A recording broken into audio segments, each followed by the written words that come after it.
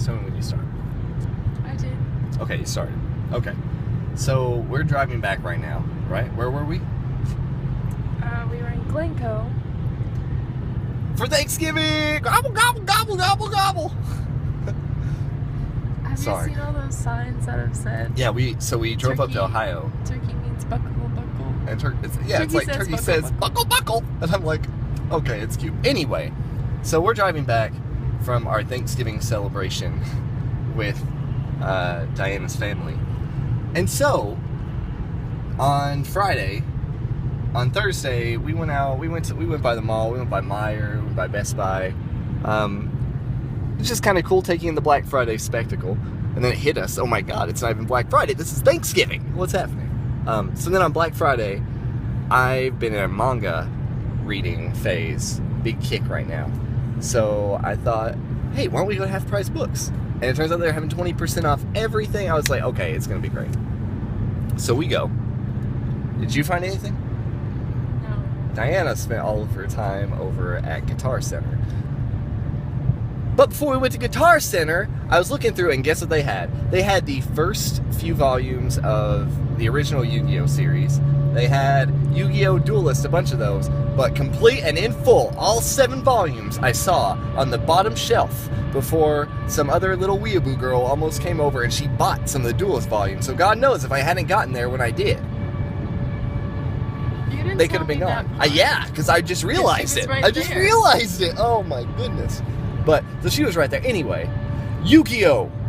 Millennium World, the final story arc of the acclaimed Yu-Gi-Oh! Saga. So let me tell you something. When I was a kid, I was crazy about Yu-Gi-Oh! I played probably up to like Pharaoh's Servant.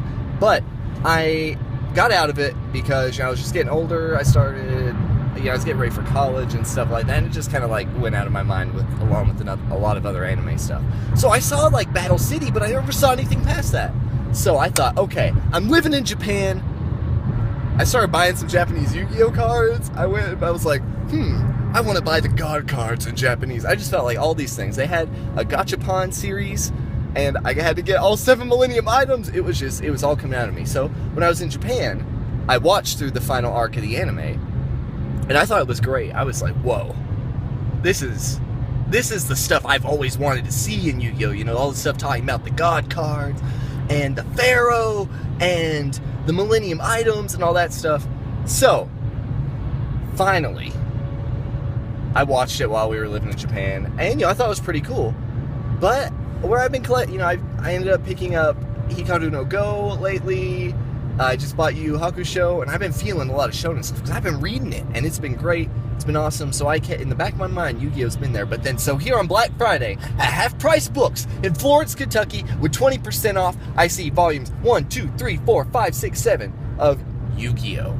Millennium World. And I think, okay, this is gonna be great. So basically, you're making your Black Friday haul video. No, because I really just want to talk about Yu-Gi-Oh! Because, man, so the anime was good. I didn't see the English version. I just saw it subbed in Japanese. Diana was always, I'd be like, Diana, I'm gonna watch some more Yu-Gi-Oh! You can go to bed. And you just kind of like shrug and be like, I'll watch Terrace House. It was a good time. But, so, I watched it in Japanese, so I don't know the English version. But man, this manga is so good! Ugh! Wait, how many have you read? I'm on volume 6. No, you're not. Yes! Where we were kind of like fighting, I just literally, all I did was just read my manga. And it's damn good. I'm on the last volume right now. And it's the fate. Oh my god. This manga is so great. So when I was in Japan, I had another weeaboo teacher, Ogawa Sensei. Man, he was one of my favorites because he loved anime. He was an otaku, and that's like something that we really bonded on. I talked to some other teachers, and I'd mention the big stuff like Dragon Ball, or I'd be able to talk about Gundam with people or whatever. But Ogawa Sensei, I could talk about some weird, obscure shit that I like that no one else in Japan. They were all just like, "What?" And he'd be like, "Oh, yes, I love it." Amazing. And man, we really bonded over Yu-Gi-Oh! And so, my farewell present from him were Yu-Gi-Oh! Were like Shonen Jump Japanese promo Yu-Gi-Oh! Right? Cards unopened. So like with the packaging, one of them is the Japanese version of the US Blue Eyes White Dragon they put out in Shonen Jump. So it's like a Japanese version of a US card. Like, what? It was just really cool stuff. And we talked about it a lot as we were going through it. So, the thing that sticks out most to me is that, so, you know, I hadn't finished, and I was kind of like, you know, every day I'd be like, ooh, I'd sit down and be like, oh, Ogawa Sensei, pretty sleepy. Just got drunk and watched Yu-Gi-Oh! Last night. He'd be like, oh, really? And we'd start just talking about the episodes. And one day he was sitting there, and, you know, he's an English teacher. And of course, he's an English language teacher, but he, you know, he watches a lot of like popular shows. He's into like a lot of American stuff, and he's a smart guy. And he just sat down and he told me, he was like, you know, so Yu-Gi-Oh! Is this coming of age story, and I think you'll love the final battle, because I thought the final battle, you know, with Bakura and Zork Necrophades, I don't know. Necrophades probably sounds. Zork Necrophades. You know, he's like the really big bad guy, the bad guy that spurned along everything in this series, right? It's like, you know, he's like the primordial evil that gets the whole game going, you know, that makes the Millennium items happen, that makes the tragedy that leads to the Pharaoh's soul getting sucked into the puzzle, or, you know, getting sealed away, and all, you know, all of this. It's like, yeah, man, this is like the primordial evil. So this is like the final boss, right? This is like Final Fantasy 7, you're fighting, or, God, not 7, you're fighting Final Fantasy 9, and this is Necron, just kind of came out of nowhere, but it's like, oh, it all makes sense, because it's like death.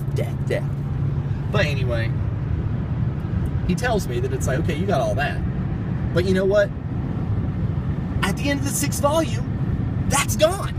That's gone.